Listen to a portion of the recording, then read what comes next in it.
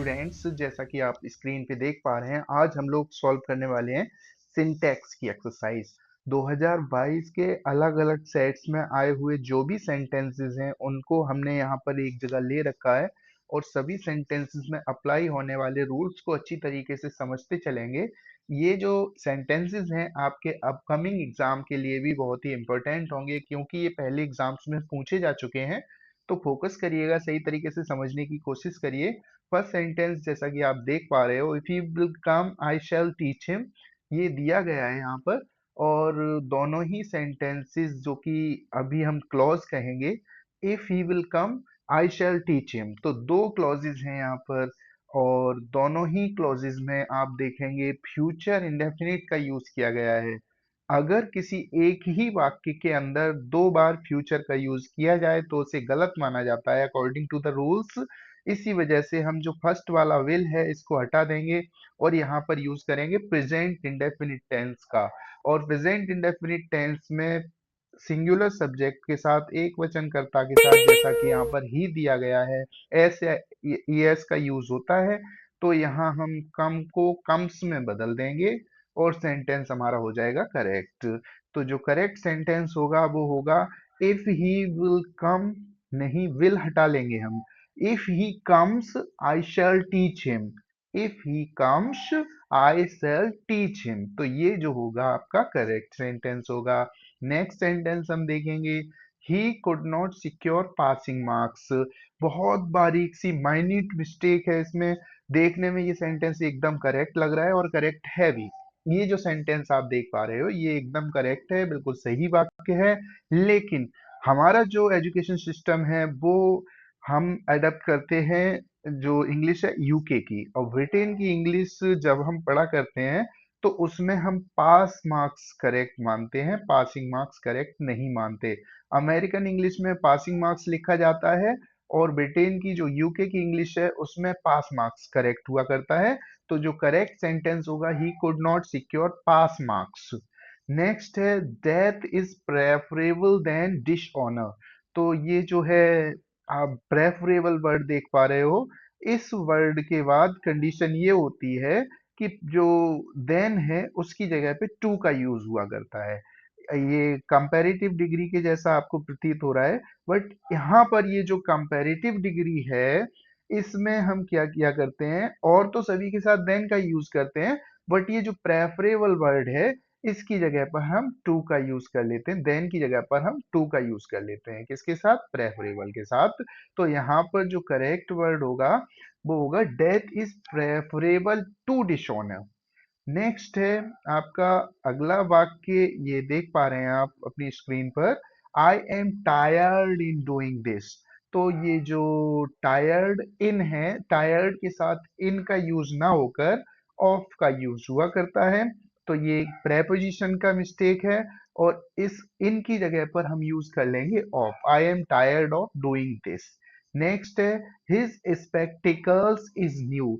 अब ये जो ऐसी चीज हैं जो टू पार्ट्स को मिलाकर बनाई जाती हैं, स्पेक्टिकल्स जो बनते हैं तो उसमें टू पार्ट्स हुआ करते हैं। आई मीन अगर हम चाहें तो दोनों जो ग्लासेस हैं शीशे हैं उसके अलग अलग करके देख सकते हैं। उसके जो कान पे रखने वाली स्टिक्स होती हैं, केम वगैरह कहते हैं, तो उसको भी हम चाहें तो अलग अलग करके देख सकते हैं। तो हिज स्पेक्टिकल्स आर न्यू। तो इस तरीके की जो भी चीजें होती हैं उनमें टू पार्ट्स हुआ करते हैं, जैसे सीजर्स, पिंसर्स, जो कैंची होती है, सड़ासी होती है, स्पेक्टिकल्स होते हैं। तो ये सारे के सारे जो उपकरण हैं वो दो अलग अलग पार्ट्स से मिलकर बने होते हैं। तो इस तरीके से दो अलग पार्ट्स से मिलकर बनाए जाने वाले उपकरणों को हम प्लूरल में रखा करते हैं और उनको प्लूरल जैसा ही ट्रीट किया करते हैं, बहुवचन मानते हैं। यदि हम उन्हें बहुवचन मानते हैं तो इसके साथ इज ना लगकर आर आना चाहिए।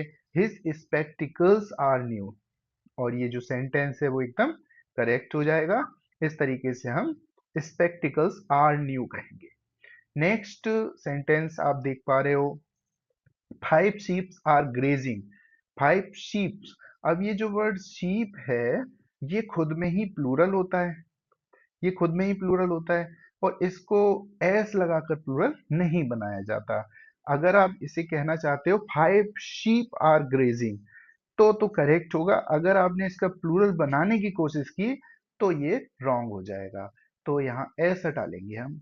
नेक्स्ट है I am too happy to see you.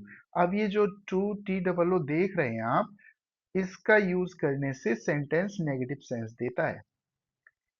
अभी ये जो है वो जरूरत से ज्यादा खुश है, मतलब किसी को देखकर इतना ज्यादा खुश, बहुत ज्यादा खुश हो गए हैं जितना होना नहीं चाहिए कायदे में। अभी क्या है कि हमें देखकर खुश होना चाहिए ना सामने वाले को, लेकिन यहाँ पर क्या है, जरूरत से ज्यादा खुशी को दिखा रहा है, it means negative sense carry कर रहा है। इसीलिए इस टू को हटा लेंगे हम और इसकी जगह पे वेरी का यूज करेंगे। I am very happy to see you will be the correct sentence. Too जो है यहाँ यूज नहीं होगा। नेक्स्ट सेंटेंस नंबर 8 आप देख पा रहे हो, please knock on the door before you enter the house. अब ये जो वर्ड नॉक है, इसके साथ हम जो है प्रेपोजिशन का यूज किया करते हैं, वो किया करते हैं एट का, ना कि ऑन का। तो जो करेक्ट प्रेपोजिशन होगा इसके साथ वो होगा at. Please knock at the door before you enter the house. Please knock at the door before you enter the house. Next जो सेंटेंस नंबर 9 है, ये आप देख पा रहे हो, mathematic is a tough subject. Mathematic is a tough subject.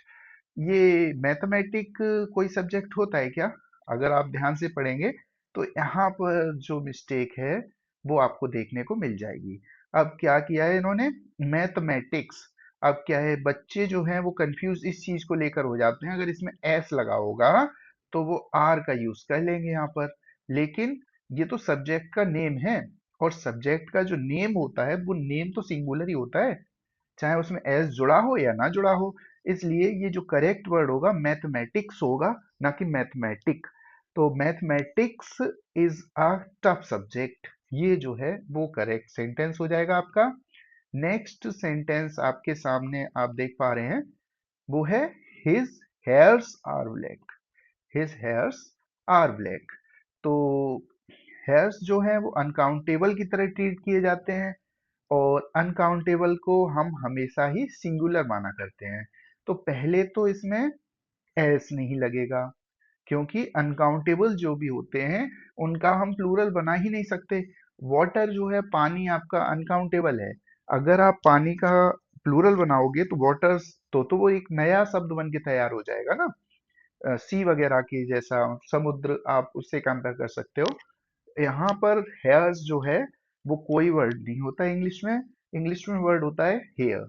तो hair जो वर्ड है उसे हम सिंगुलर की तरह ट्रीट किया करते हैं, और इसमें एस भी नहीं लगाते हैं, क्योंकि अनकाउंटेबल ज्यादातर सभी सिंगुलर ही हुआ करते हैं। इस वजह से यहाँ आर हटाकर हम इज का यूज करेंगे। The correct word will be is. तो यहाँ इज जो है हमारा, उसका यूज होगा, ना कि आर का। तो सेंटेंस हमारा जो बन के तैयार होगा, his here is black. His here is black.